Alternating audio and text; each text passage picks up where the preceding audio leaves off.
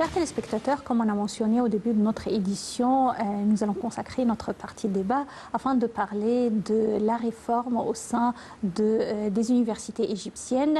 L'éducation, l'enseignement est un des piliers qui s'avère important afin de réaliser la vision de l'Égypte 2030. On a vu hier une visite du président Abdel Fattah el-Sisi au sein de l'université de Kafr el-Cheikh, au cours de laquelle il s'est réuni avec les étudiants, le corps enseignant, à parler de l'amélioration des conditions et également de la performance des universités publiques égyptiennes.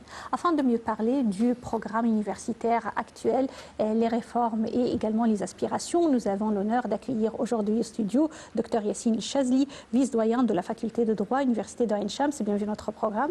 Bonsoir, merci de m'avoir invité. Merci d'être parmi nous. Et on commence, Dr Chazli, en parlant de directives du président Abdel Fattah el-Sisi. Il a parlé de l'amélioration du niveau des universités publiques. Et là, je m'arrête avec cette notion d'université publique égyptienne qui connaissait depuis toujours vraiment un répertoire et des diplômés renommés autour du monde. Aujourd'hui, il y a une compétition, une concurrence avec l'éducation ou l'enseignement privé, mais Monsieur le Président a accordé une importance à ces universités publiques et à leurs réformes. Parlez-nous un peu de cette idée. Effectivement. Tout d'abord, avant de souligner les directives du président, il faut dire que le gouvernement, depuis les dernières années, a multiplié les efforts pour l'augmentation du nombre d'universités publiques. Donc, on a témoigné récemment l'établissement de plusieurs universités publiques soutenues par le gouvernement. Et aussi, en parallèle, on ne peut pas négliger qu'il y a aussi des universités privées, des universités semi-privées, ou quand même des universités étrangères en Égypte. Mais le socle, moi je dirais le noyau dur d'université, de l'éducation, ça reste toujours l'université publique. Donc les directives du président, ça touche plusieurs, on peut l'analyser sur plusieurs niveaux. Tout d'abord au niveau de la recherche. Au niveau de la recherche internationale, l'augmentation de la classification d'universités publiques au sein de classification internationale, aussi comment lier les recherches scientifiques avec la vision de l'État, avec le problème de l'État, les défis actuels. Et donc, directif qui, moi je trouve qui se trouve dans le temps où les universités publiques sont au cœur de processus de réforme. On a une loi, on a une réforme sur la loi de l'éducation supérieure. Alors cette réforme, elle va donner beaucoup de flexibilité aux universités publiques, soit au niveau de financement de programmes, soit au niveau d'établir de coopération internationale avec des universités étrangères. Parce que le président a souligné plusieurs fois qu'avant de lancer une nouvelle université, avant de lancer des programmes au sein de l'université, il faut chercher toujours un partenariat avec une université étrangère internationale renommée. Ça aussi, ça va nous garantir d'avoir nos étudiants qualifiés pour le marché du travail en Égypte et aussi au niveau régional et international. Oui. Alors quand on parle de cette réforme ou cette amélioration, il y a deux mots-clés, comme vous l'avez mentionné, la restructuration de ces universités, également un terme qui est introduit actuellement beaucoup dans le monde académique et scientifique, qui est l'interdisciplinarité. Alors, comment peut-on avoir cette vision d'interdisciplinarité afin de bien former les jeunes Égyptiens, comme vous l'avez mentionné, afin d'être à la hauteur de la concurrence internationale? Bon, on a resté pour très longtemps dans le perspective qu'on fait la recherche pour la recherche. Mais non, la recherche, on le fait pour des défis, pour donner des réponses aux problèmes qui sont aux problèmes de la société. Moi, je prends par exemple mon domaine, le domaine du droit. S'il y a par exemple un problème qui touche la responsabilité médicale, donc il faut quand même avoir une équipe de juristes, une équipe de médecins qui peut développer une recherche pour la réforme de droit au niveau de la responsabilité médicale, au niveau par exemple, le développement nucléaire, l'exploitation nucléaire, bien sûr pacifique.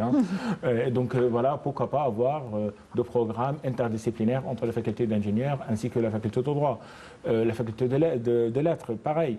Donc nos programmes qui étaient désignés pour plusieurs années, il était quand même de recherche, il était en quelque sorte de programmes qui sont pas seulement très académiques, mais ils ne sont pas assez compatibles avec les défis, soit de la mondialisation, soit du marché du travail. C'est vrai. Et ainsi que l'avoir de l'interdisciplinarité.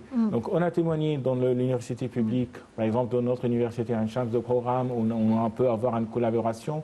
Donc il ne faut pas avoir un diplôme strict, d'avoir quelqu'un qui fait le commerce. Mais pourquoi pas donner un commerce comme un majeur et un mineur en droit, en sciences politiques, en sciences po. Donc cette flexibilité, ça touche toujours que la loi, et là je reviens sur la loi, parce que la loi qui gère et qui gouverne l'université jusqu'à maintenant, c'est un droit qui était proclamé dans les années 70. Donc les années 70, il n'était pas l'Égypte maintenant avec la vision, avec l'ambition d'avoir une Égypte assez moderne et compétitif au niveau aussi international. Donc nécessite la réforme de la loi et avoir des programmes interdisciplinarité. Donc il y a moi je ne dirais pas un obstacle, il y a un défi juridique pour la réforme de la loi et aussi il faut ouvrir le porte pour avoir de programmes qui sont de l'humaine université, de collaboration entre plusieurs facultés. Docteur Yassine Chazli, en parallèle à ces programmes académiques, également l'introduction d'autres activités, des programmes qui aident les étudiants à s'épanouir, si vous voulez, existent actuellement. Vous avez parrainé un de ces programmes au sein de votre faculté de droit pour les jeunes étudiants. Plusieurs activités sont introduites pour eux. Oui. Ben oui.